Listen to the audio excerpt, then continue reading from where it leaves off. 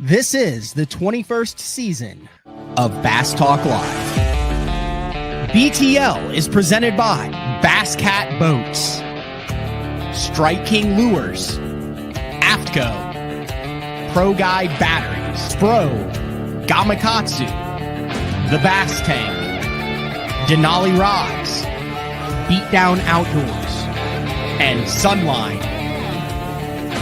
BTL coming at you.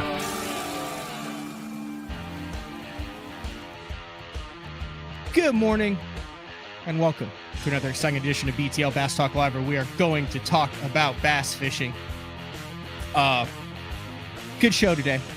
The one and only Mike McClelland joins us. There's probably like 8 guys who have been on BTL from the very beginning, like consistently.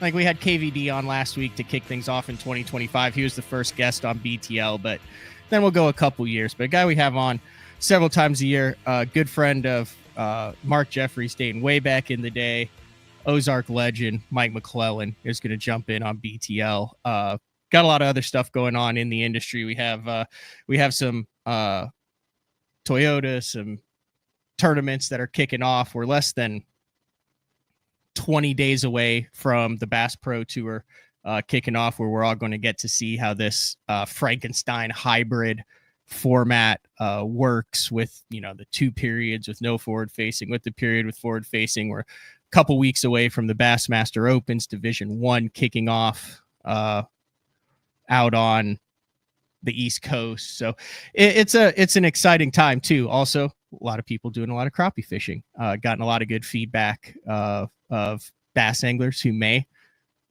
enjoy learning how to catch some crappie using some bass techniques. So I think you guys have an idea of how this conversation with Mike McClelland is going to go today. And I tried to get we just schedule wise. Mike travels a ton. He's on the water a ton. He does a lot for his sponsors, and we'll get it a little bit into that. But I think this may take a slightly different direction than you're anticipating. And it wasn't until after I talked with Mike a couple days ago, I was like, oh, that was the whole reason why I wanted to have him on this, because, you go to these media events, you hang out, you're at tournaments, and Mike's got his, I've got my Bucky's cup of coffee here, and Mike will have his mug of sweet tea here. Well, I'll bring it in just to show exactly how it is. There it is right there. There's your mug of sweet tea. What's up, Mike? Dude, it's unsweet tea though. Everybody still tries to coin me as drinking sweet tea. It's unsweet tea. 100%. Okay. So you'll have your mug of unsweet tea, or your tumbler of unsweet tea. What does that say on it? Is that a Peepaw original? That is actually a Peepaw logo. Yes, that is. Crete coined me with that nickname quite a few years ago, and it stuck. Do you sell those? Like, is that on MikeMcClellandStore.net?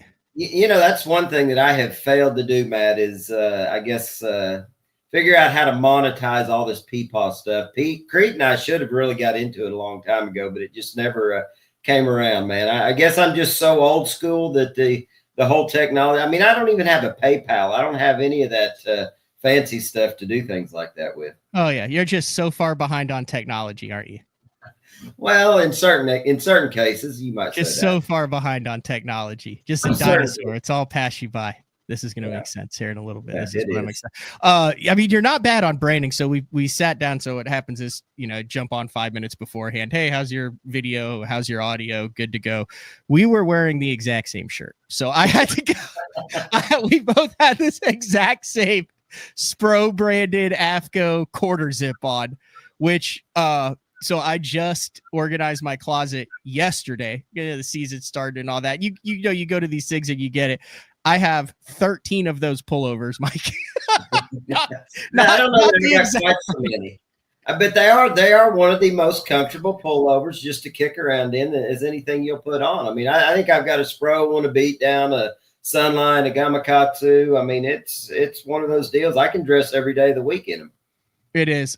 So just to kick things off, you're getting ready to head on the road here pretty soon for that first Bassmaster Open of the season. Yes, indeed. Actually packing up. I've spent the last few days, last 4 or 5 days, actually trying to reorganize the garage, trying to prepare, get ready, get everything. You know how it is, Matt. I mean, the end of the year comes and you think, man, I got all this time to do all these different things that I need to do. And then all of a sudden it catches up with you and you realize I've got to leave next week. And that's kind of where I'm at, which we are starting really early this year.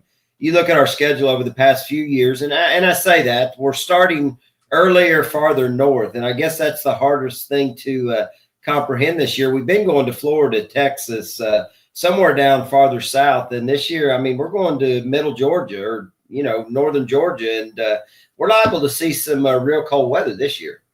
Absolutely, Clark. So do you you've literally competed under every format in professional fishing that has existed. What are your thoughts on this Division I, Division II, try to make the top 50 out of one of the division, then 0.0 and then 3 EQs at the end of the year with 10 anglers going to the Elite Series? I mean, you're kicking off Division I. I'm only fishing Division II, so I only have 4. You actually have 2 chances. There's a significant number of angler gap in Division I as opposed to a full field in Division II. Last I heard, around 150 in Division I with a cap field at 230. Do you like that format? I mean, that's something that's a little bit different, gives you a little bit of wiggle room, but then also could bring you back to the pack if you do really have a good season. It definitely has its advantages and I guess disadvantages. I mean, the one thing that I've always liked is the consistency aspect of it. And, when we started the Opens last year, when I jumped back in to try to requalify for the Elites, I thought, man, this is awesome having 9 events. But the one thing that I didn't realize is you can't slip up in one event.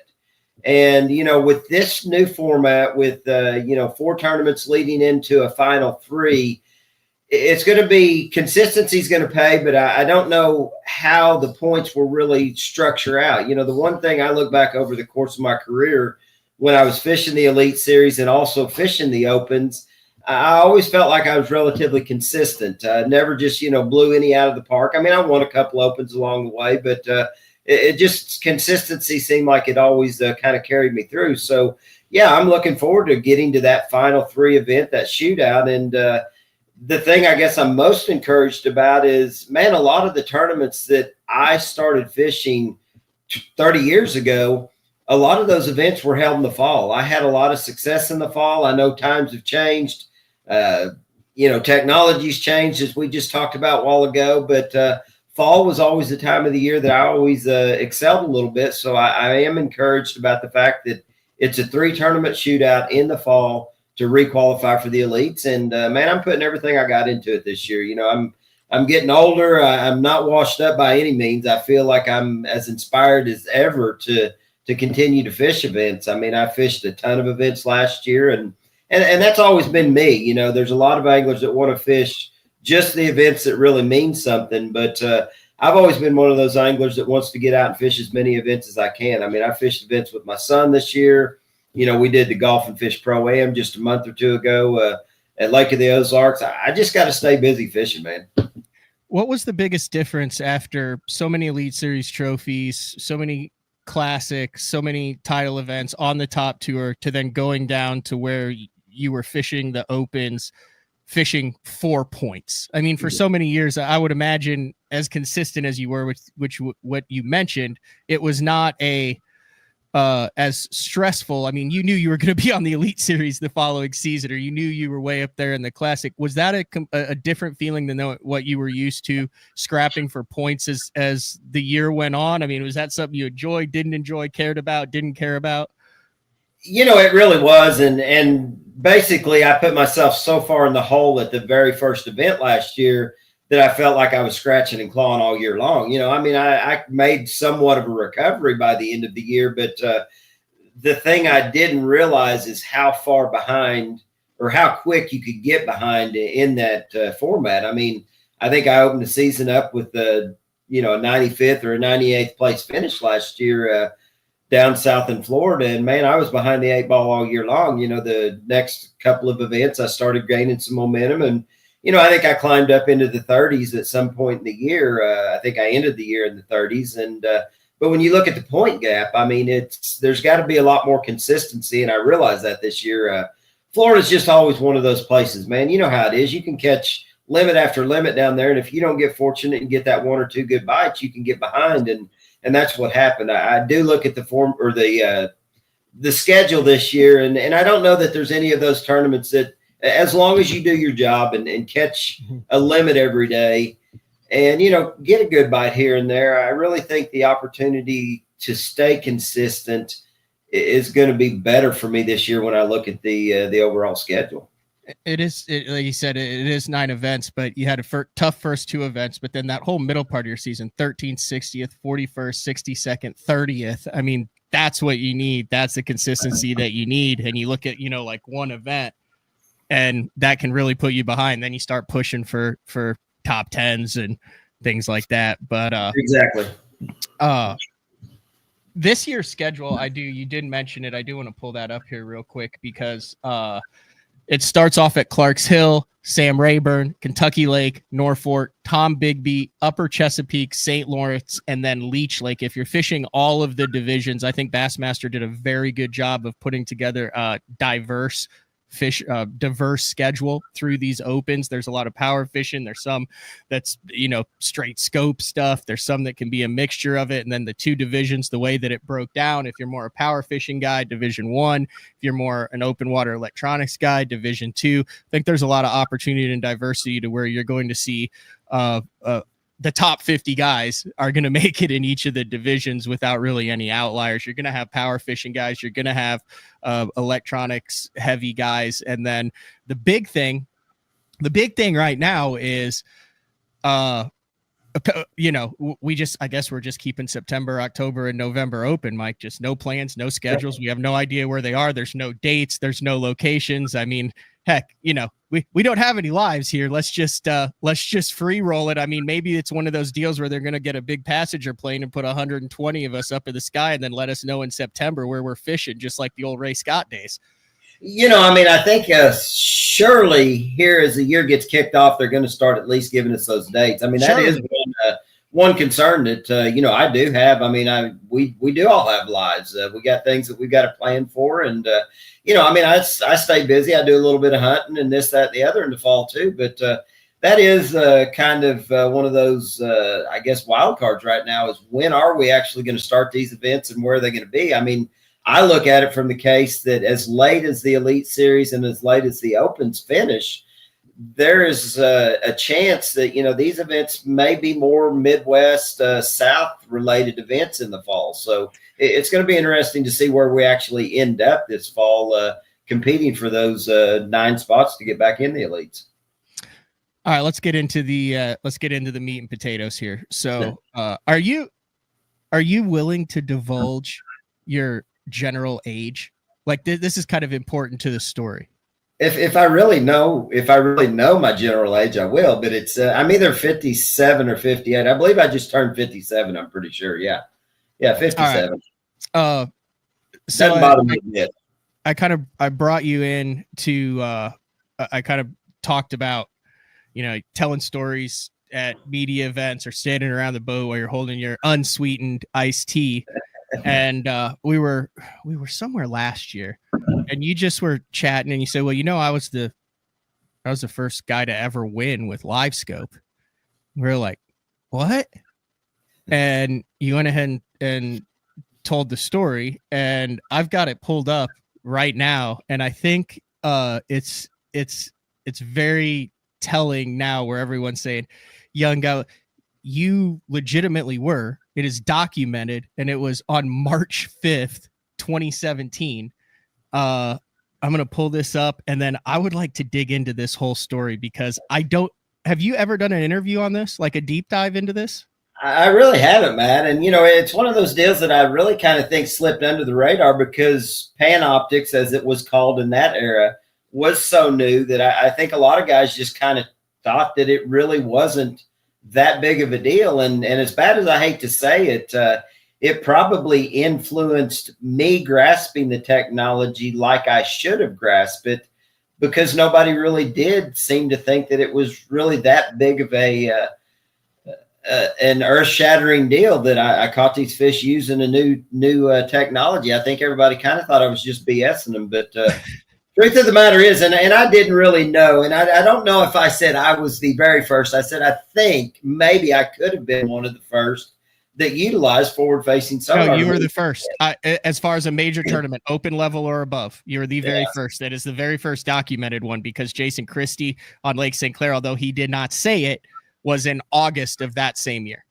Okay. Well, and, I do remember going to the Classic after that event here at Table Rock, all excited to tell all the folks at Garmin, hey, Panoptics is why I won this tournament. And up until that point, and I think you'll jump in here with me, Matt, the Garmin people were kind of telling us, we don't know how strong this tool really is, but, maybe it will allow you to catch an extra fish in the course of a day, or, maybe you'll see something that you normally wouldn't have thrown at that you throw at. And the thing that happened here at Table Rock that year, man, I was dead set on wanting to catch them on a McStick and a rock crawler that year. And my son Justin he was fishing the opens that year. He had been up here practicing while I had been off. I forget where I was, but I had some other events going on. In fact, I think I was in Florida fishing Bass Pro Tour events, or no, it would have been Bass Pro Tour then. It would have been 2017. Maybe we had already started the Elite Series that year. You had just started. That was the Knoxville on Cherokee Lake, and then Lake Okeechobee.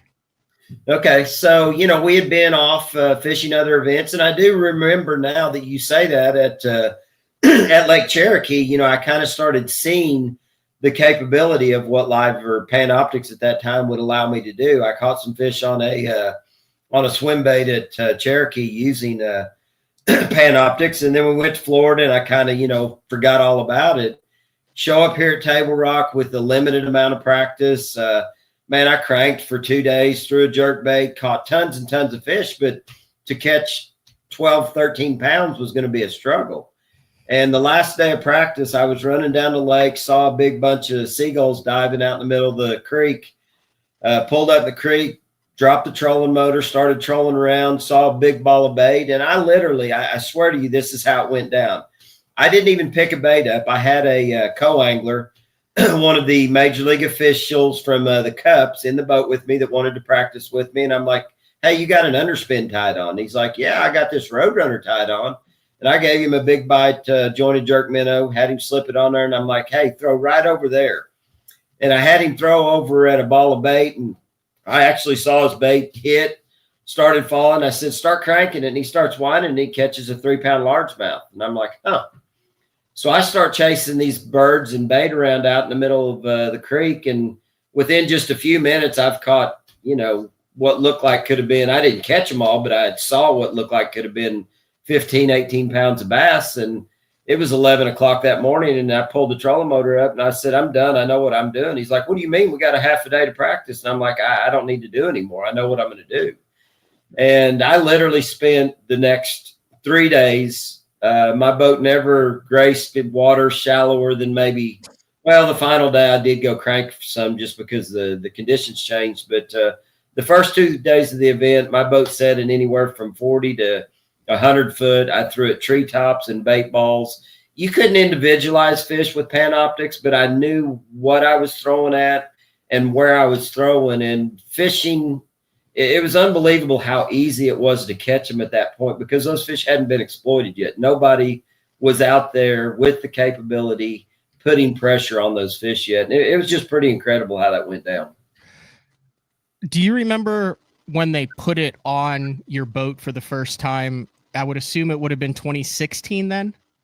Yeah, I started playing around with the technology a little bit in late 2016. So what was said? How was it installed? How did Garmin introduce it to you guys? What was your understanding of it? Well, I mean, essentially, it was, I don't even remember if they called it forward. I think they did call it live or forward facing sonar. The explanation was that it allowed us to look ahead of the boat. Things have changed about it. You got to understand, if you had a picture of Panoptics then versus live scope now, you would just be, it was very. That's what it is. That's what it was at ICAST in 2017. So this is the second iteration of it. It's amazing how it's like I do this for a living, how I could just pull it up. There's Clark. That's kind of ironic. Yeah. But here he is. Yeah, let's just hear what Clark has to say. Well, I don't have audio on that right now for his benefit. But here's just an idea of the screen. That's kind of what it looked like originally, right? Yes, exactly. You know, the thing that it allowed us to do, though, and what the benefit for me was being able to see balls of bait and timber that was out in open water. You know, those targets that we used to have to idle around for hours and drop waypoints and, you know, throw buoy markers to stay on. Now you were able to utilize a forward-facing technology to throw at those targets before you ever got on top of them. And, you know, I really grasped the technology early. The thing that frustrates me so badly now, and part of it's just my makeup, my upbringing. You know, I still love to catch them traditionally, power fishing. You know, throwing a crankbait, throwing a stick bait. You know, fishing a jig, and I don't spend the time with forward-facing sonar that I need to compete with this younger generation that has grasped the technology so well. I want to go back to 2017. So you get this stuff in 2016. So who has it?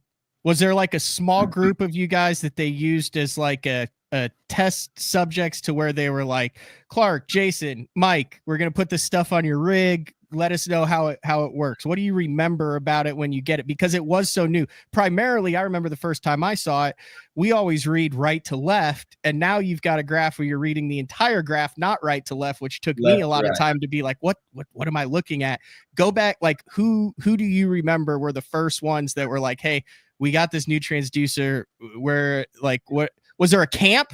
Did you guys get a talk? Like, were you guys chatting? Like, was there a group message about like, what the hell do we do with this stuff? Because you had to be one of the first 10 professional anglers to have this technology on your boat.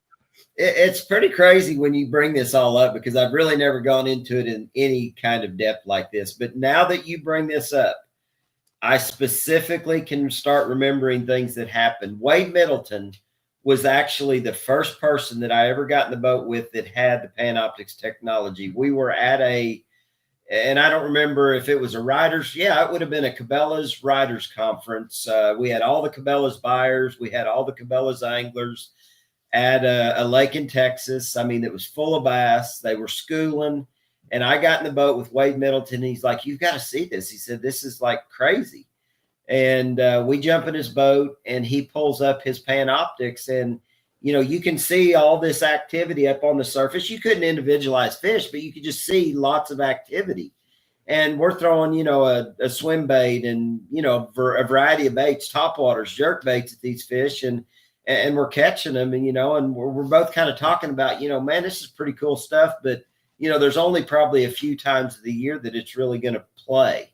And I think that's the biggest thing. You know, I remember when Russ Lane, Jason Christie, I'm trying to think of the guys. I mean, actually, Justin, my son, had the technology a whole year before I did. He actually worked with the engineers in some of the development phases of it, and, you know, saw the different things they could do with it. And so more than anything, Justin has been the one that brought me up to speed on what the capabilities of it were early on. You know, that was in the era where an A-rig was still being allowed to be thrown in a lot of tournaments around the country, and still is. But I mean, I remember Justin took me out a few times with an A-rig, and you could see an A-rig on Panoptics plain as day. It wasn't very easy to see a single bait, you know, a jerk bait, a swim bait. It was tougher to see those baits. You could see them, but when you threw an A-rig out there on Panoptics, it was unbelievable, you know, what you could see. And that was probably what opened my eyes up to it the most, was getting in the boat with him, fishing some of those Bella Vista lakes, and just seeing, you know, how fish related to the bait and what you could accomplish with it. I know I'm just kind of, my mind's spinning now here, because I really haven't dug into this for so long. It's pretty crazy to think back to where it all began. No, like I would assume Scott had it too. Scott Martin. I would assume Scott did. And, yeah, there had to have been, yeah, because Scott was one of the early Garmin guys. In fact, I remember now we went to a Garmin meeting that fall of 17, and there was a lot of discussion about Panoptics at that point. There were ones of us that were wanting to, there were some guys that wanted to widen the cone. There were other guys. I was one that personally felt like the narrower the cone was, the better it was going to be, because the more precise we could be with the utilization of it. And I think that, it's gone back and forth a couple times, but I think Garmin's got it where it needs to be now. There's no denying that when you look at the capabilities that, I know you've used it a bunch, and the younger generation, and I guess now I'm kind of kicking myself in the tail for letting the cat out of the bag in 17. All right. Well, we're going to stay in 2017, regardless of how fast you want to fast forward 7 years. So so when would you say, okay, let me just start over here. Was Garmin saying, you guys need to learn this? This is the future. You guys will win every tournament on this. And it was just the slow adaptation of the anglers? Or was it the anglers going, oh my gosh, you guys don't know what you have here. This is it. Or was it a couple guys that said, my God, we cannot tell anybody about this. This will revolutionize. What was that development like? What did they know what they have? Did you know what you had? When did it? Because to me, I remember, so I got it in the end of 18, and I remember going to like some deals, and I'd look around, and you'd be like, okay, no one else has this transducer. Mm-hmm. And literally then it would be like, oh man, there's a lot of guys with this and then it was everybody had it. What was that originally like? How did that go down, the realization that this was going to revolutionize fishing? Well, and Matt, I'll be honest. I still was one of those. Again, I've mentioned it a couple of times. I wanted to continue fishing traditionally. To me, it was a lot like an Alabama rig. As bad as I hate to say it, early on, because I was like, man, once guys catch on to this, it's like everybody's going to be doing this, and you're going to have to be doing it. I didn't realize that it was going to work all year long. Just like, an Alabama rig. I thought an Alabama rig was going to have its couple seasons of the year. But yeah, it was in the beginning. There weren't a lot of guys with the technology, but it didn't take long, like you said, for the anglers to start realizing there really was something to it. I do remember that, especially after Jason won, when I won, there was a couple guys that asked me about it and, kind of, wanted to know what I thought. And I'm like, oh, it's just, really cool. You can do this and this and this. And, my mind was still focused on continuing to fish as I had fished for the last, 12 or 15 years.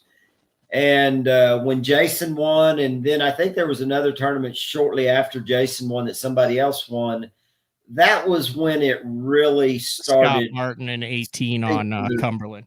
Yes, that's when it really, really started sinking in that this was a big deal. I don't think Garmin ever told any of us that, this was the way of the future. And again, even a couple years into Panoptics and Live Scope, the Garmin techs that we dealt with on a daily basis, they're like, they would ask you questions, well, did you feel like, your forward facing sonar helped you? And I'm like, hey, yeah, I saw a brush pile. I did this, but I think we were all still so tuned in to our 2D and our side imaging and just the fact that we had been fishing the way we had for so many years.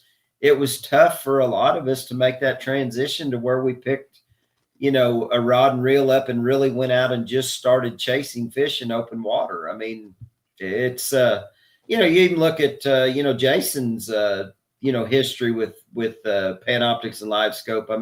He's had his successes with it and won events with it, but he's also had, some big successes power fishing since then. It's just our innate, characteristics that we want to fish the way that we have been brought up to fish. And I know you keep wanting to hold me back, but that's the change in the new generation. This new generation of angler caught on to that forward facing sonar early on. And that is how they got brought up fishing. That's what their mentality is. They didn't go out learning to drag a jig and a Carolina rig around on the bottom to, find hard spots and do all the things that we as an older generation of anglers did. Okay. So I find it interesting. the anglers that you mentioned who had it early, all power fishermen, but also had wins with it. Why back in 2017, 2018, did you not see the finesse anglers that would get this and say, my God, this fits directly into my game plan? You're seeing guys who want to be on the bank, who want to crank, who want to be hitting something, dragging with a bait, that are winning these events with it. Was it strictly an allegiance to electronics where there were entire, like it was, hey, this guy's with X company and not with Garmin, which had the technology, therefore they didn't see it. And it just so happened that you guys were the group that was with Garmin at that? Why no Brett Heights? Why not Aaron Martins? Why not Brent Ehlers? Why not that group? Well, and it's interesting that you bring Brett Height into the equation, because I remember, Brett started asking me about the Panoptics fairly early on, because we were traveling together. We had started, kind of camping at the same RV parks and things like that. And, Brett came over to Garmin shortly thereafter. It definitely started opening some eyes. I don't know the answer to that. I think it was allegiances to electronics companies. That group of us that had made the transition from other companies to Garmin, when Garmin, decided to really get into the bass fishing world. I mean, my primary reasoning for wanting to go Garmin when I did was due to their mapping that they were doing. They were doing all of their own proprietary mapping back in that era of 16, 17, 18. And there for a while, Garmin was kicking everybody's tails when it came to mapping. And that was my primary deal, was I want to get on board with Garmin because of mapping. Well, little did I know that, Panoptics was going to lead to a tournament win. In fact, my last tournament win, and, some successes since then. I mean, I've had some successes using forward-facing sonar since then, and it's definitely something I utilize on a regular basis. I think even the thing that, to me, I try to utilize it more in the traditional things I do, my jerkbait fishing, my crankbait fishing. Very seldomly now do I go down a bank throwing a crankbait where I am not throwing my rock crawler or whatever crankbait I'm throwing at a target that I have physically seen on live scope. I'm not just randomly going down a bank cranking anymore. I'm truly looking and hunting for fish all the time now. Yeah, it also makes sense. So, like, go back to kind of that time frame and before. Like now, there was a very small percentage that was using Garmin at the time. Like it was vastly. You had seen like Ray Marine come in with their chirp technology, and they kind of went away. And then the Garmin came in, but they didn't have their side imaging or down imaging as dialed in as Humminbird. Their units weren't as easy to use as far as waypoint management with Lowrance. So there was actually, during that time, it was probably the smallest percentage of professional anglers using Garmin products in 16, 17, and 18. It was a landslide after that. Everybody that wanted to be on board. I think that's why it took maybe so many years, because it wasn't like 70% of the field had Garmin's to start with. Like if it had been a Lowrance or a Humminbird, Humminbird, when the 360 came out, you had a couple anglers that really were able to dominate with it. Keith Combs, look at, his retirement fund with the TTBC and stuff, but everybody had it. Everybody knew what it would do within a year like that. I think part of the mystery in it was you had to there weren't as many guys that were just getting it and learning about it. Yeah, I will agree with that, but it took off too. I know when I started getting back home in the fall of 17, all of the guides and all of the buddies that I had here around Table Rock and on Beaver and, these area lakes were, asking me, they're calling, hey, what is it about this? And again, it goes back to when Jason won the second event and, claimed that he caught him using the forward facing technology. That's when it really kind of sunk into everybody. Hey, there's something to this. And, it wasn't long after that you saw the transition started taking place. There for many years, the good electronics anglers in this area weren't using Garmin. And then after Garmin came with this technology of Panoptics and then live scope and then their side imaging and down view and everything became what it is today, I mean, they dominate the area now, and they dominate a lot of the country, in my opinion, as far as electronics go today. And it is pretty cool to think back now to the fact that, maybe I had a little bit more to do with that learning curve than I even realized I did. All right. I do want to read the press release where it says it, just to put on a boat. Then we'll take a break, and then we will finally transition into 2025. We'll get back up to the present times. We'll talk about all this different stuff you have going on. But this is a cool article. John Nebrani wrote it. March 5th, 2017. There's just no place like home for Elite Series Pro Mike McClelland. Talks about how you dominate on Table Rock, and then it said this is just mentioned casually. The first 2 days, McClelland had success keeping his boat in 45 to 50 feet of water and throwing a Cabela's 3.4 finesse swimmer swim bait with a 1/4 ounce underspin jig head to bass holding in standing timber in 25 to 32 feet of water. McClelland credited his Garmin Panoptics electronics for helping him see the bass he was catching from the trees. How did that not blow up? Like, literally, how do you not go, wait, what? Like, how did that not blow up then? How did that people just go, oh, cool. He also caught some shallower fish on a Spromic stick bait and a Spro rock crawler crankbait. And then that's the only thing that's mentioned about it. But you're literally in the middle of Table Rock casting the fish you can see over 50 feet of water, 30 feet down with a swim bait. Sound familiar? It does, and I guess that's the it's given me this feeling of excitement right now, because I remember how excited I was about what I had done, but it was like nobody else. Even when you told some of the people, as bad as I hate to say this, it was like even the folks at Garmin kind of were like, "Oh, I think he's just blowing this out of proportion." I mean, that's almost the feeling I got after the event had taken place, and maybe nobody had just really truly grasped what it could do and where it was going to go. I don't know, Matt. It's really. Hey, let me hit this. Clay goes, guys, pumping his sponsor, nothing to see here. Hopefully he's saying that's back in 2017. Mike had no idea I was going to talk about this on today's show. BTL is not sponsored by any electronics companies. And this has absolutely nothing to do with any current sponsorships whatsoever. Yeah. You're still sponsored by Garmin, right? Are you still sponsored by Garmin?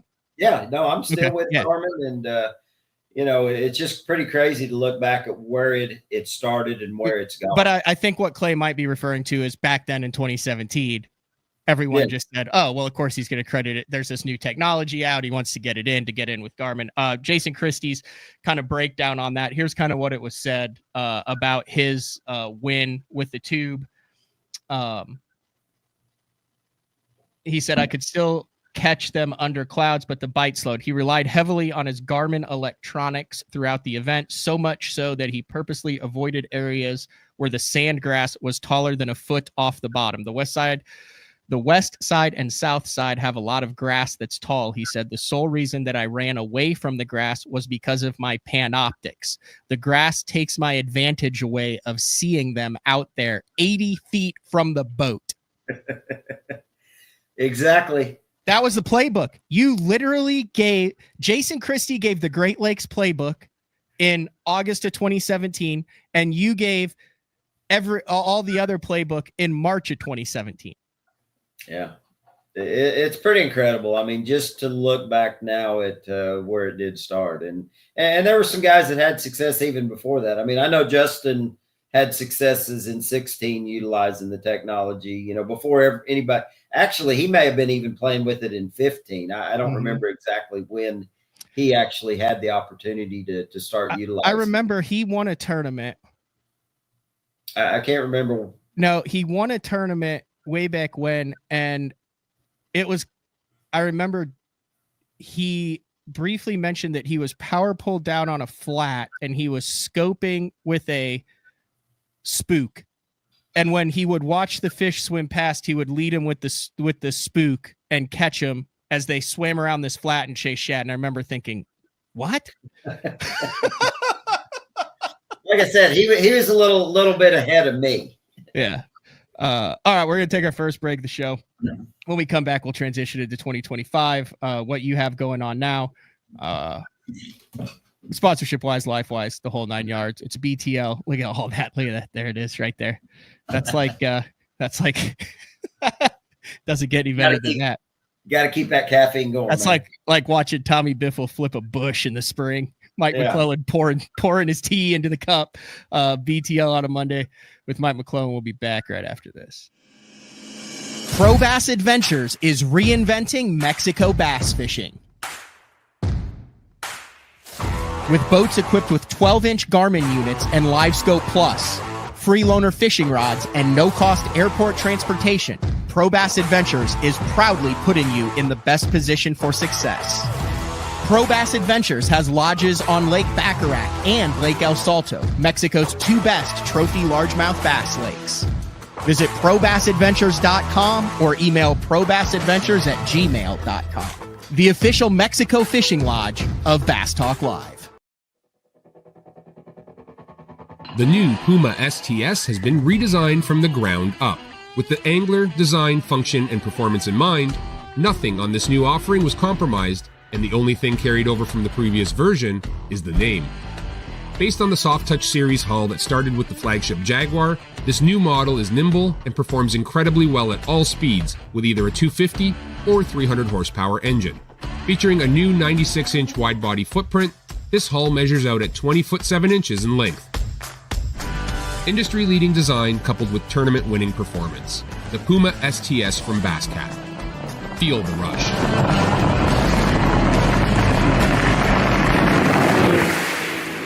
This is Gamakatsu's new Nano Alpha line of hooks. If it looks familiar, that's because they are. It's the same shapes and sizes in the round bend and the EWG and in the new Horizon head that you know and love from Gamakatsu, but there are a couple new features with this Nano Alpha, which is this little green label that you see on the packaging. First off, 2 times faster hook penetration. That's because of the Nano Alpha smooth coating on it, and also it is 4 times more corrosion resistant. Check it out, Nano Alpha. I've been using Sunline Shooter for the majority of my career. Millions of dollars made, lots of bass caught, and the gnarly, gnarly stuff. If you need a abrasion resistant, tough fishing line for the really, really mean stuff, Sunline Shooter is for you.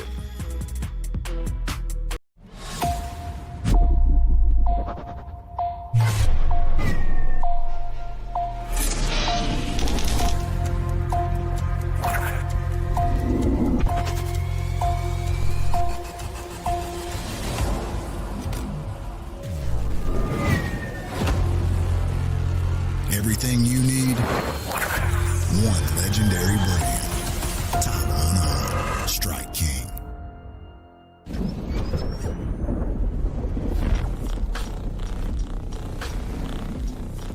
Gear that just plain works. Cast after cast after cast.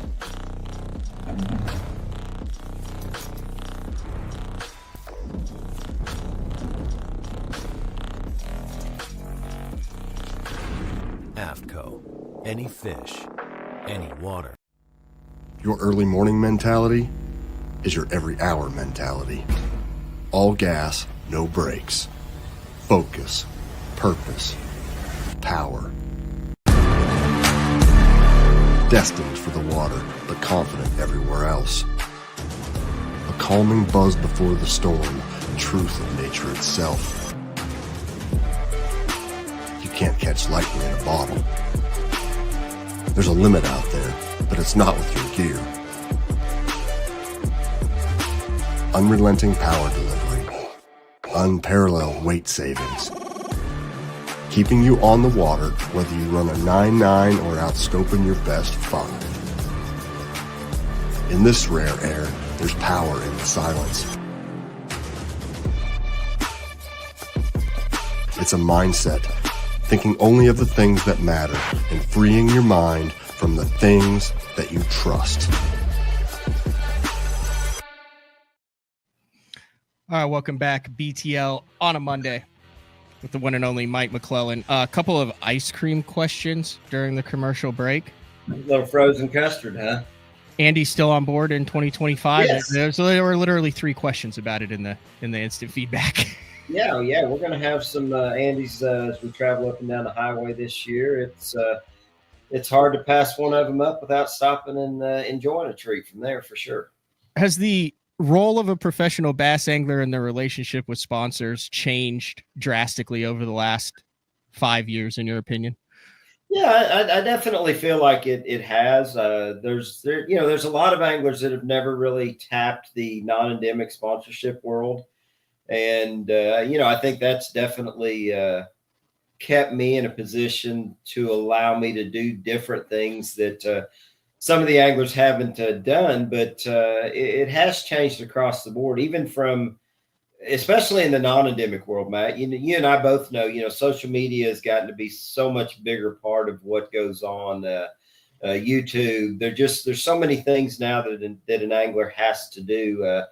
The anglers that are catching them day in, day out are still doing well and they accomplish what they need to. But if you're not winning, yearly, stay in the forefront of things, you've got to work it from a lot of different angles. And I think that's what we're all finding out, that it has changed. You by far hold the record for the most vinyl decals on the front deck of a bass boat. Have you ever ran into issues when it's freezing outside? Have you ever slipped on that? Talk about the process of how you put those decals on the front, because I counted no fewer than 26 vinyl decals that are on the front deck of your bass boat. Yes. It's one of those deals. I mean, that is the portion of our boat that gets seen the most when we get a camera in the boat. And when you've got people standing around your boat, it's there, it's visible. And no, I've never had any issues. Carrie Short, which she is no longer doing it, but Carrie Short, Kevin Short's wife, actually has been the one that has produced those for myself as well as a number of other anglers. And there's quite a few there. But as far as that's more than quite a few, Mike. The grip on them, it's incredible. I mean, it's got a scuffed surface. I've fished a few really nasty days, and I don't guess I've ever had any issues with any slippage, buddy. No, it's 31. 31. Okay. 31. Do you do that yourself? I actually do. I grew up in a different world than some people that are professional anglers. I was a painter and wallpaper hanger. Took architecture through junior high and I should say late junior high and then early in my high school days. And I guess I always had kind of I'm a pretty detailed person, and things like that come pretty naturally. I mean, I feel like I could wrap my own boat, but that's just something I really never even wanted to attempt. Yeah, no. So I struggle. I have one small BTL sticker on the back of my truck, and it gives me great anxiety anytime. Like when I put that on, like I had a straight level. I mean, it was a big deal just to put the one sticker. I wanted it absolutely. Oh, BTL dog in the show. You got to show the pup now. Dog she slipped in. Yeah, Millie, come here. Come here, Millie. Yeah, this is one of our two. Here, you want to look at the camera? Here's. Camera shy. She's camera shy. That is actually Millie is actually Casey Ashley's Golden's offspring. Casey Ashley had his golden bred a buddy of his lab by accident, and we had just lost a dog about the time those puppies came around. Kenzie called my wife and got us hooked up with Millie. She's one of our favorites. There's no denying it. So that's a half lab, half golden. Yes, they call them Goldadors. And then we just recently got a new golden last fall because we lost our other old lab, so we had to get Millie some company. Is that combination as amazing as it sounds? It really is.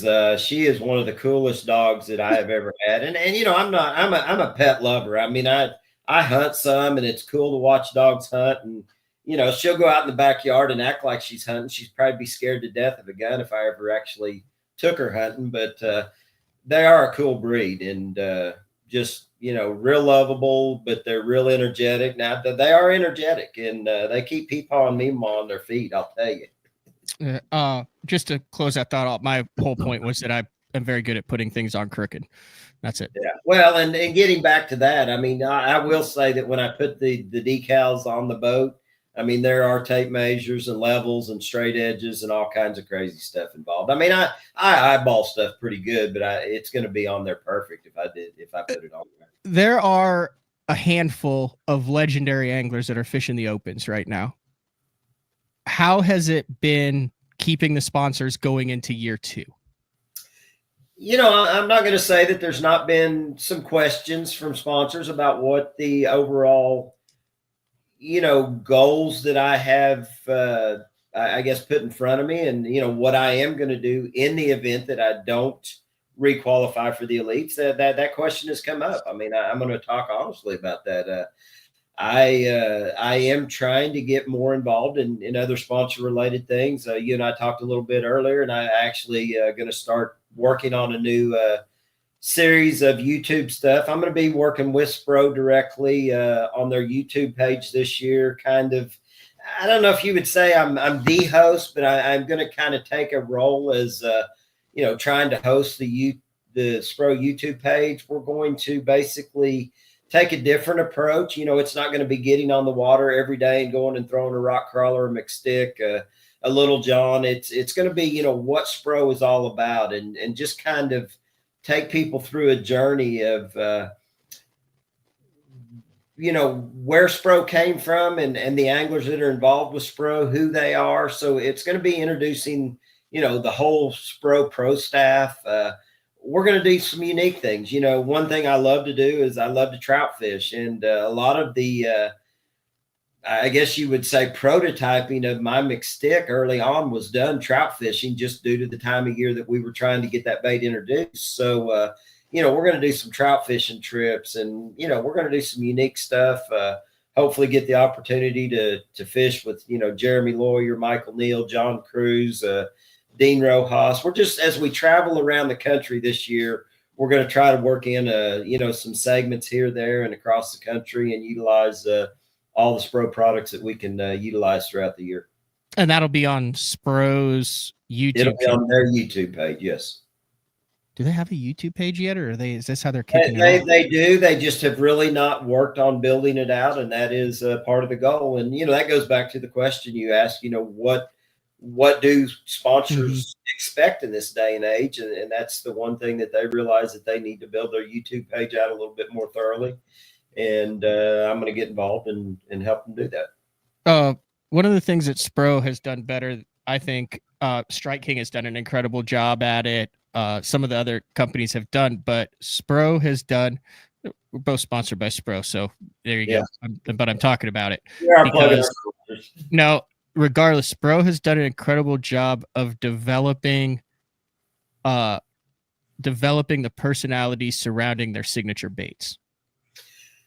Incredibly well. Like, you are synonymous with two baits. And I do, you know, respect the way Spro has done it. I know that a lot of companies do things differently. The one thing that I was really taken back by when I first signed with Spro was how they did things. You know, when they asked me to come on board and help them develop a series of jerk baits, you know, I was just kind of expecting, you know, just give them a little input, and, you know, they're going to build something and I'm going to approve it or test it. And, you know, basically they're like, you know, how do you want it to look? Where do you want the bill placed? Where do you want this done and that done? And I mean, literally the architecture skills that I had came into play, because I literally sat down, sketched, you know, what my vision of that bait was going to be, the features that bait was going to have. And then Spro started working on it. We missed pretty bad the first couple of editions. Really? I didn't know that. Like how bad? Now, when I say that, the prototypes, the bills, we tried to do a square type bill and a coffin style bill, and the bills just did not work. And then when I finally, I literally would take and cut the bills off of the baits they had sent me and make bills out of CD cases and things like that. And when I finally got the right bill and the right bill placement, the right bill shape on the bait, it's like I wrapped it up in, you know, blister wrap and sent it back to him, and like, this is it. And, it wasn't very long after that they produced the first mixed stick, and it's been history since then. What year was that? Roundabout? Man, that would have been 2005 or 6, somewhere in that era. So I would assume at that time, Lucky Craft dominated the marketplace. Yeah, and I mean that's the whole thing. I grew up throwing the old Pradco, or was it Pradco, the Smithwick Rogue? Smithwick Rogue. So it's Smithwick. Yep. Prior to Pradco buying them, that was the bait I grew up throwing here on the Ozark Lakes, and I like the features of that bait. But as you said, Megabass and Lucky Craft had both stepped into the jerkbait world here in the United States, and so a lot of the features that I wanted to incorporate into my jerkbait were definitely things that those baits had: the weight transfer system, the more realistic look. And essentially I took all the features from all the jerkbaits I had thrown leading up to me developing the mixed stick, and just kind of meshed all of the things into one bait. My bait swims more like a old Smithwick Rogue from an action standpoint, but it has a lot of characteristics of those overseas jerkbaits, the nose down, the way it sets in the water and things like that. Cast control. It does. It's got the castability of a pointer. Yeah. It's got the attitude of a 110. It's not as sharp. So it's got that old kind of rogue, little bit of chug to it that is interesting. Yeah, so on this YouTube series, then, are you going to be focusing, like, you're going to be getting in the boat with all the guys then as they go through their signature baits? You're going to get out of the comfort zone? Like, have you figured out kind of what the game plan is on that? That's the thing that's kind of unique about this deal is we're just going to kind of roll with it as the year goes by. I mean, I'm actually hooking up with the rider today, or the videographer today, and we're going to start shooting the first segment right here at the house. No fishing involved today. We're just going to kind of start telling the story of where we're going with this. I think that, it'll be a more in-depth look at things. Like I said, I mean, more of a, what is Spro all about? Where and how does Spro work with their professional anglers? And some of the guys that are designing baits for Spro aren't necessarily in the forefront as far as, on tour fishing. I mean, there's guys that, Kevin with the design the Chad Shad for Spro. I mean, he's an incredibly accomplished angler, but, he's not out here fishing the tour level events. So it's pretty unique what Spro, how they've developed their pro staff. And it's going to be cool to get with all these guys and learn more about them and where their bait designs and things have come along. I had him on the show, designer, the Chad Shad, who then went to it, and Sid gave me his number, and Sid said, dude, he goes, you have to let him know that I gave you his number as soon as he answers the phone. So he answers the phone. It's like, hello. And he's a super nice guy. And I said, don't hang up. Sid gave me your number. I don't want anything. Yeah. And then he said, oh, okay. And then it was totally good. But he said that, hey, I need a chat, especially when that is still going nuts on that. But that was funny. Yeah. I think you got to take you and Russ and John and Dean, and I want to see how many different species you can catch on your signature series baits. Well, and that's some of the things that we're kind of looking at is just, what opportunities are out there. And again, we all do it throughout the course of the year. I mean, I've caught walleye and yellow perch, and, I think about when I go up north, all the different species that I have caught on a mixed stick, northern and musky and things of that nature. But it'll be interesting. I mean, I'm still continuing to work with Spro on, new rock crawlers. We've got a new McDart, new jerkbait coming out. Hopefully in the next couple of months, we're going to see them hit the United States. So I'm excited about that bait as well. Cold water crawling is what it's called. And I know those baits came out, last year in 2024. What's that now? Those new colors of the rock crawlers. Oh yeah. Yeah. Yeah. We have got new colors of rock crawlers coming, a lot of new stuff coming. Is Ghost Orange Crawl one of the new ones? Yeah, Ghost Orange Crawl was one of the new ones. You know, I've got like 6 new colors slated right now to be coming out. We also Bass Pro Shop did an exclusive series of colors. So for those of you that shop at Bass Pro Shop, you can only get I think there's 6 exclusive colors that Bass Pro has. They did some matte finishes of some of the traditional colors we have. They did some pretty unique. They did a really cool rendition of a red with a real bright orange belly. Some really cool stuff. Do you have any concept of like what percentage of rock crawlers are bought by guys who are chucking them in derbies versus guys who just like the bait and just throw it for fun? You know, I'm mad. I almost would have to feel like it's almost 50-50 because I mean, I get, you know, calls and, you know, texts from people that, you know, are just your everyday angler. I mean, it's funny you brought that up. I was just thinking about that earlier.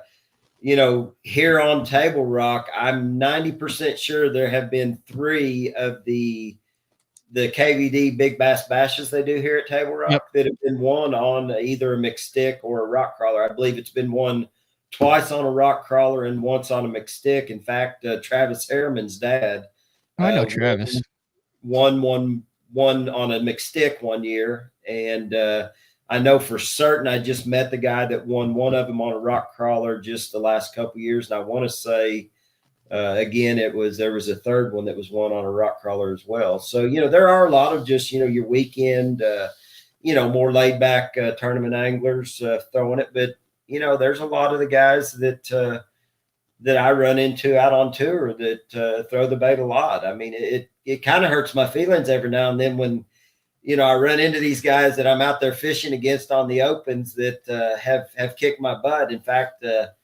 2 years ago, we were at the Potomac River, and as bad as I hate to say it, the Potomac River is probably a place that I've never even attempted to throw a rock crawler. And one of the young elite or young anglers that was fishing, I think that would have been a Major League Fishing Invitational. He was jumping up and down at the end of the day, so excited to tell me that he had like a 15 or 16 pound bag on a rock crawler on the Potomac River, and he had kicked my tail with my own bait, you know, and I was flipping grass, you know, down in Potomac Creek somewhere. So it's pretty cool to see the diversity of that bait and where all it is being utilized and by what type of anglers are catching them on it. Joe B, quick question. What's the best? You have one rock crawler, one color for Table Rock Lake, size and color. It's the only one you can throw for the remainder of time. The original 55 and color, I would have to say day in, day out, if they would only allow me to have one color, it would be Phantom Green. It's just Phantom Green works good in clear water, works good in somewhat of an off-colored water. But yeah, Phantom Green, original 55. So here's the other, like, you have like a lot of interesting history. So 2011, October, Paul Elias on Gunnersville shows the world what the Alabama rig can do. If you go back to that time, there was a lot of, it's backlash because there's a time where you've got guys like companies like McClelland going, my God, like we've got this, you know, we have this stuff out like jerk baits. No one will ever buy another jerk bait. Like the jerk bait is dead. The A rig will supplant it whenever it's cold water. Why the hell would you throw a jerk bait when you could just throw the chandelier out and catch fish?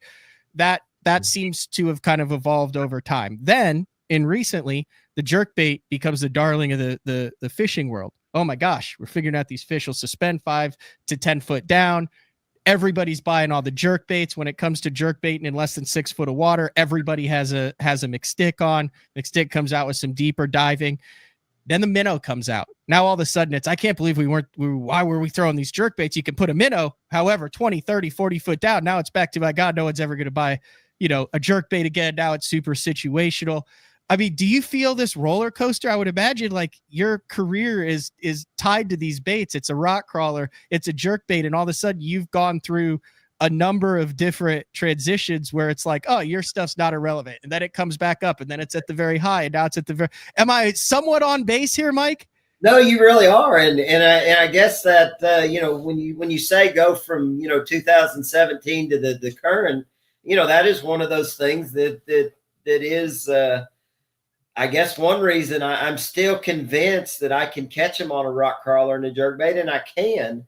It's just, can you compete with those guys that are out there throwing a minnow? And the thing about it, it's interesting, Matt. There for a few years, a rock crawler sales had really exceeded a jerkbait. And then when forward-facing sonar and the craze of catching them on a jerkbait with forward-facing sonar came around, then the McStick sales jumped back up. And I still think, the evolution of that is going to continue to be, it's going to be tidal. I mean, you're going to have your ups and downs. You're going to see periods where they are caught deeper, but we're going to have things that Mother Nature does that changes that. I mean, you get a little bit of high water and a little bit of colored water, and all of a sudden things change. It's back to the jerk baits and the crankbaits. So it's interesting how this has all changed. Again, I was very concerned when the A-rig first hit that, man, it was just going to kill jerkbait sales, and it slowed them down a little bit. But time is taking care of itself. The tournament organizations, some have made rule variations and changes, and I think that's what we've seen. Major League Fishing do this year. NPFL, we've got one circuit out there that's not allowing any forward-facing sonar. Those guys are going to be forced to fish with more of the traditional baits that, I currently would love to see sell. And then you've got Major League Fishing. Those guys are going to get a period of forward-facing sonar, and then they're going to fish traditionally for a couple periods. So it's going to be interesting to see where it all lands. The opportunities continue to be there. Like I said earlier, I mean, I catch a bunch of fish using live scope and throwing a rock crawler. I don't throw a rock crawler down banks very often without looking for either fish or targets to throw that rock crawler at. And that's the thing that people got to learn, is the traditional baits will still catch them. You just got to use your technology to give you the biggest advantage to utilize them. Break down your what's under the lid of your boat in 2025 for the spring. Not necessarily where you're going, but just in general, that area that you live on. What % is jerk baits, A-rigs, swim baits, minnows, rock crawlers? Like what would you say the percentage distribution is in your tackle storage?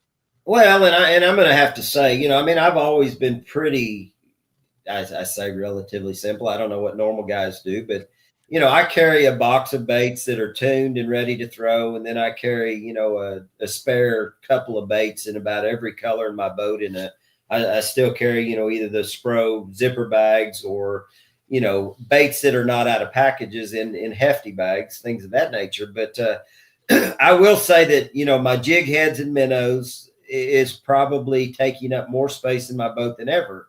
As far as jerk baits, I mean, I've got my 4 boxes of rock crawlers. I've got, my 50, my 55, my MDs and my DD50s. So I've got 4 boxes of rock crawlers. I've got a couple boxes of McSticks.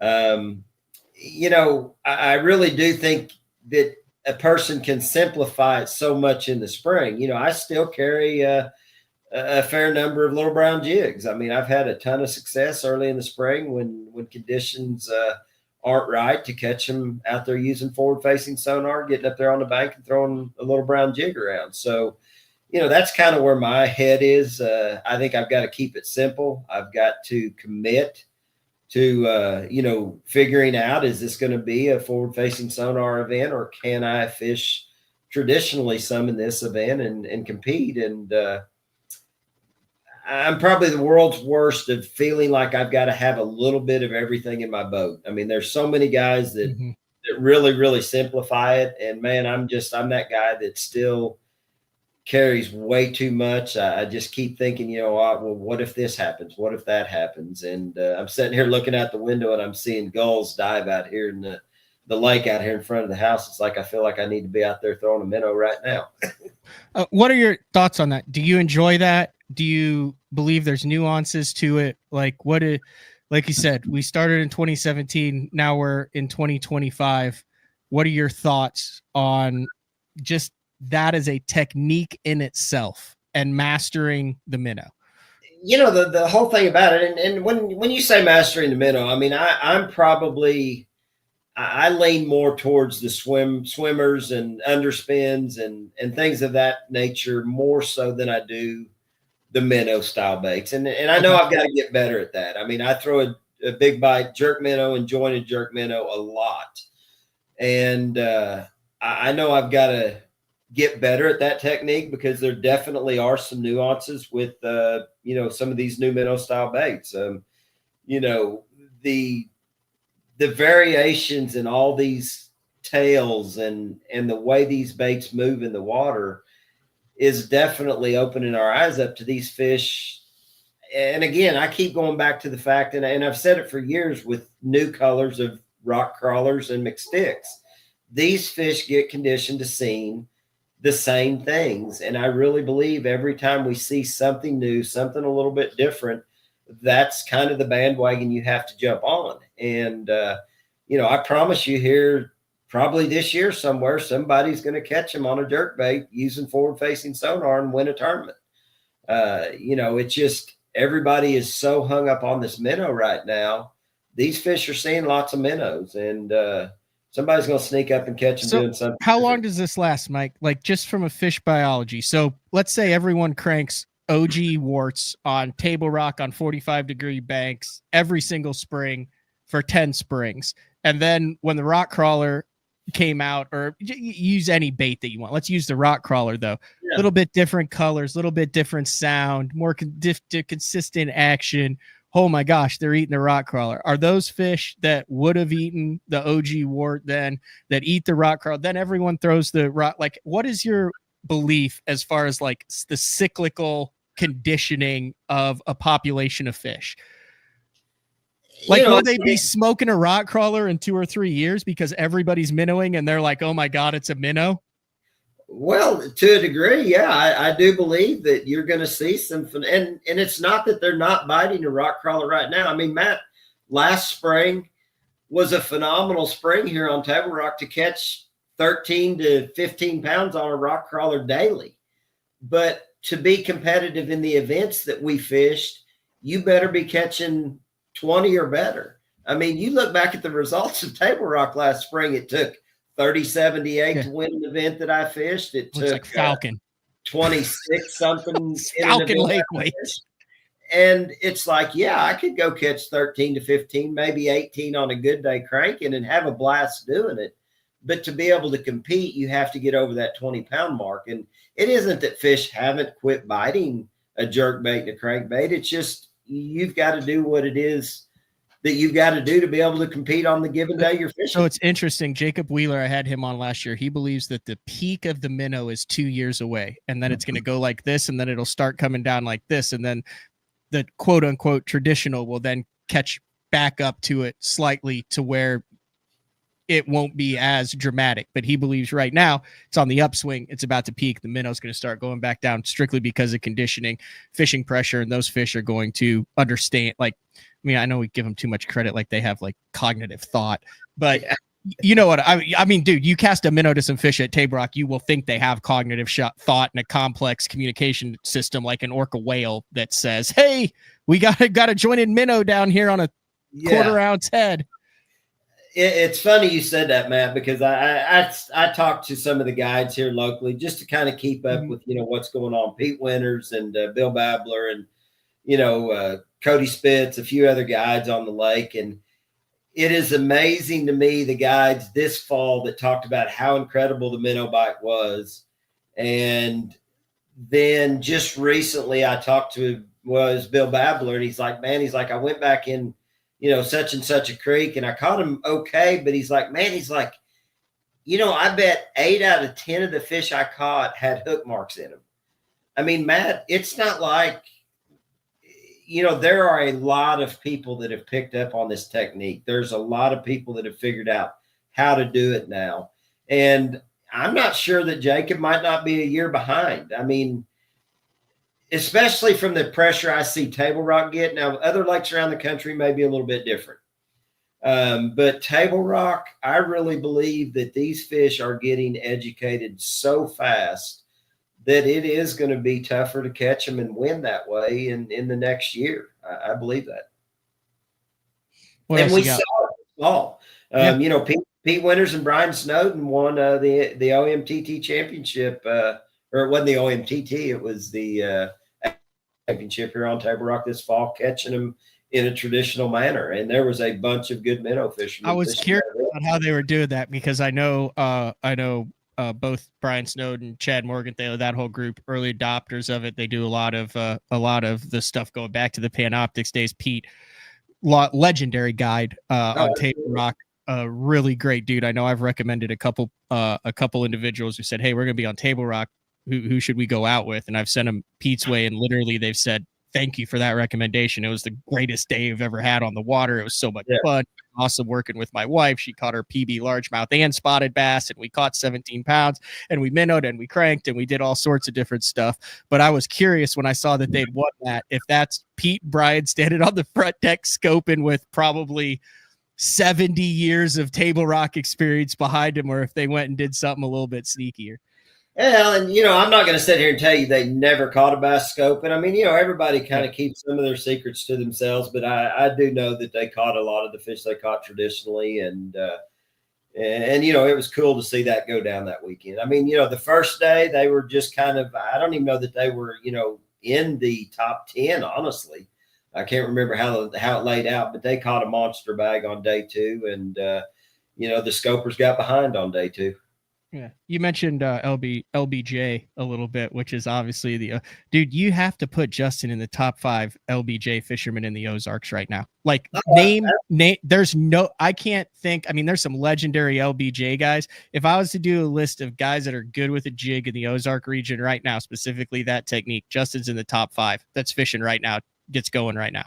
There's no denying that. And I mean, you know, he's an incredible scoper, but when it comes to fishing, you know, the lakes around here that aren't as prone to be one scoping, he's solid. I mean, I had the opportunity to jump in the boat and sub for his normal partner this year at Grand Lake, and we won a Nichols event, primarily throwing a jig. We mixed in a big bite fighting frog and a couple other baits during the course of the day, but we primarily caught everything we caught that day on a little brown jig, and it was pretty incredible to see how he has progressed, you know, through the years of his abilities. And man, I'm proud of him and what he's accomplished, and the fact that he's you know, he's still fishing around here and having success, but you know, he's out there doing a job he loves to do, you know, involved as a sales manager, Beat Down Outdoors now,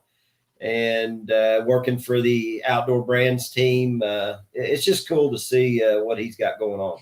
His confidence with the LBJ right now is the same as your confidence with a 3/4 ounce football jig in 2006. No, absolutely. You know, you couldn't get that jig out of my hand. I mean, I remember the times when you and Mark and Dave were covering the events on the water, you know, you would show up on me, you'd be like, "You're throwing that here," you know, and it's just like, it is when you get the confidence and you've got things rolling in your favor. I mean, Justin picks that little brown jig up and can catch him day in, day out somewhere on the lake.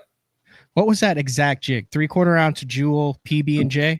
Yeah, it would have been a PB&J or a PB&J smoke. I really like the PB&J smoke. Little gray in it. Yeah, it had a little bit of smoke in it. Full skirt. Yep, full skirt. Well, you know, that bounced back and forth depending on the fishery we were on. You know, if we were on a largemouth fishery that they wanted a bigger, bulkier bait, it was generally a full skirt. But you know, when you came to these lakes that had smallmouth or spotted bass in it, I typically cut it down to more of a spidery looking skirt. Now you had a secret trailer that you like to use that you weren't keen on talking about. Are you cool like mentioning that, or do you want to just yeah, I mean, you know, there for a long time I utilized it, and I think, are you talking about a creature style bait? No. You threw the stick bait on the back. Oh, you're talking that one. Yeah, I mean, yeah, we can visit that.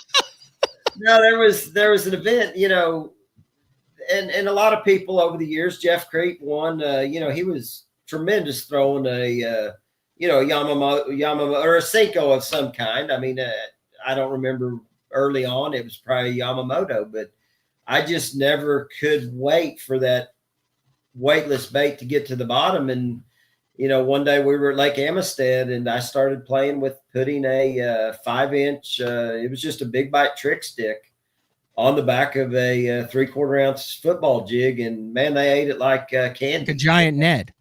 Yeah, it was basically a giant Ned, a mag Ned rig. And it's interesting to see, I still pull it out every now and then. I caught fish flipping a jig with a trick stick on the back of it.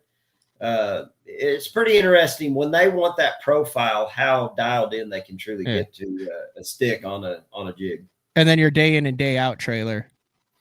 Day in, day out. I mean, it's typically, and it varies, man. I mean, a fighting frog is still a trailer I throw a lot on a jig. A lot of guys don't utilize a fighting frog on a jig. You kind of got to be crafty in how you actually put the trailer on the jig.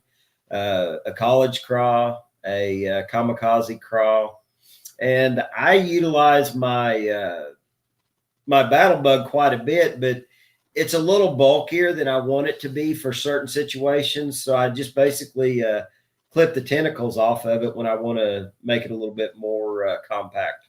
I was just down in Mexico, and there's certain flats there where there's just fish everywhere, and you catch them on whatever you want. So you get tired of catching them on a swim bait or a top water, or a rattle trap. So I was bringing a couple 1-ounce football heads. Well, there's no crayfish in El Salto, so you're imitating a juvenile tilapia, basically. Dude, a 1-ounce football head on 25-pound test, 7.6 extra heavy rod, and you thread a full-size brush hog on the back of that thing. It's like a 7.5-inch freaking jig. Yeah. When you pull it, it feels like it feels like you've got a leaf on it every single time. And you pull it up, and that thing's falling, and it literally just goes, don't. It's the craziest, hardest jig bite ever. And it's anywhere from a 2-pounder to an 8-pounder. The best football jig bite I've ever had in my entire life. And that's the thing that, we set up here and we talk about this forward-facing sonar stuff and how dominant it is in tournament competition. But day in, day out, there are still a lot of guys out here going to Mexico, fishing lakes across the country that aren't utilizing forward-facing sonar, and they're still being successful in catching a ton of fish on traditional style baits. That's all there is to it. What else you got? That's about it. I mean, I'm just looking forward to getting the New Year's kicked off. It's just crazy that we're leaving this Thursday, trying to get ahead of the potential next little weather pattern rolling through here. I mean, I'm still looking at completely snow-covered ground around the house here, and I'm just ready to get after it, man. It's been a short but a long winter, and I'm always excited to get the new year started. I mean, I've been thinking about Clarks Hill, and won there back in 2008, I believe, 2007. Mm-hmm. And I wish we were going there a little different time of the year, but it's going to be pretty cool to go to Clarks Hill and see what we can put together. Oh yeah, you'll be out of there by the time all that. I'm looking at it here, like 15, 13, and 10 are the lows next Saturday, the 18th, the 19th, and the 20th. Windy as all get out, highs in the 20s. Not ideal. Yeah. Hopefully we get out of town well ahead of that, and hopefully that doesn't push down to Clarks Hill next week in Georgia. That's the big hope. Oh yeah, that could be an interesting one. All right, Mike. Thank you for the time. Thoroughly enjoyed it. Make sure to check out Mike's social media, Mike McClelland, Facebook, Instagram. And be sure to follow the Spro YouTube page as the season gets progressing. Will do. I'll see you at Toledo Bet or Sam Rayburn. Yep, we will be there in just a few weeks, buddy. All right, later. Have a good one. All right, the one and only Mike McClelland. All right, I think we're just going to wrap it up today. There's some other stuff that's on my radar. Maybe we'll talk about it tomorrow. Maybe we won't. Kind of depends on what I'm able to figure out for the remainder of the day. All right, this has been another edition of BTL Bass Talk Live. So tomorrow, 11 a.m. on the water, Scott Palmer from the Bass Tank setting up my electronics. They just installed it. Everything's good. It's just a basic one unit. He said, hey, let's get on the water. We'll dial it in like we do every single year. And I pulled a Bill O'Reilly and I said, we'll do it live. So we should have good weather. That's the reason why I'm doing it not traditionally at 8:30 a.m. is because tomorrow morning it's going to be 27 degrees. By noon, it's supposed to be up to 50. Low wind, sun. We're going to go out to Shawnee Twin right here. Good cell signal. We've done it before. We actually got blown off with a tornado last time. But Scott Palmer is going to be in. We're going to go through the settings, how I set it up. I have not seen the new unit or the deucer yet. Walk through all that stuff to help you guys get it set up, because trust me, if I can get it set up and keep it that way for the year, so can you. This has been another edition of BTL Bass Talk Live, 11 a.m. Central Time tomorrow. Scott Palmer, we will talk to you then. See ya.